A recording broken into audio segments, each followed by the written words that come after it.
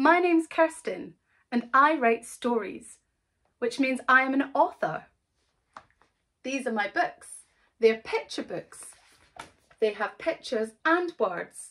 The pictures have been drawn by an illustrator. When I come into schools and libraries and share my books with so many children, one of the questions I always get is, how do you make a book? So today I'm sharing that answer. The first thing you need when you're making a book is an idea. It can be about anything. It just has to be your idea. Now, the idea that I had was based on my two children, one of which was being a little bit cheeky.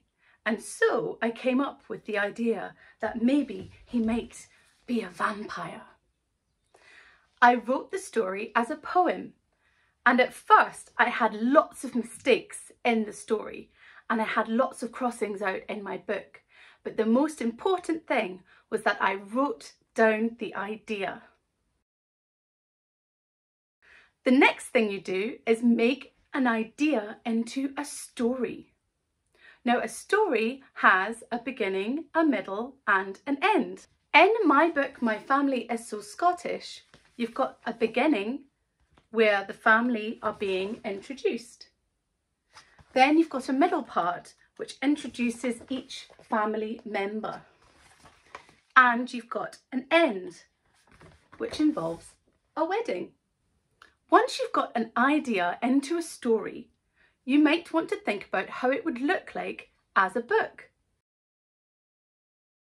At first, I wasn't quite sure how it would look, so I asked a friend to help me draw some characters.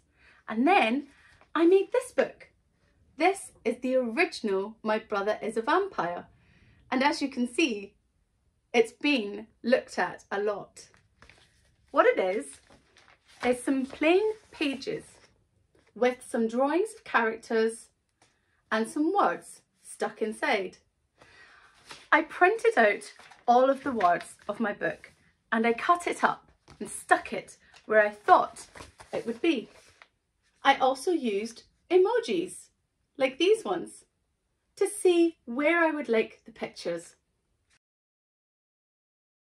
You can do this at home. It's just plain paper and coloured paper, stapled together, just like a book. Now, I used an illustrator to help me with my story, but if you like to draw, you can do the illustration too. I asked Stephen, the illustrator of My Brother is a Vampire, to send me some more illustrations that look more like a book, and he sent me these illustrations. As you can see, they're very similar to the illustrations in the book, like this one. That really helped me figure out what the book looked like, and the most important thing is I could share the book with other people and other children and ask them what they thought. After getting feedback from other children, I wrote some more and developed the story into what it is today. I then got a bit of help to lay out the story in a way in which I could send it to a printers.